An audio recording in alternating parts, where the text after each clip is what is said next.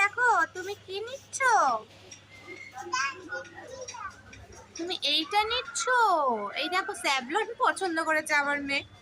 আর কি নেবে তুমি? ফ্রুট ওটে দেখো আমার আমার মেয়ে কিন্তু অলরেডি ফ্রুটসের জায়গাতে এসে এটা কি এটা কি রেড কালারের, এটা কি বলো? অ্যাপেল। এদিকে ঘুরে বলো, এদিকে ঘুরে বলো ওটা।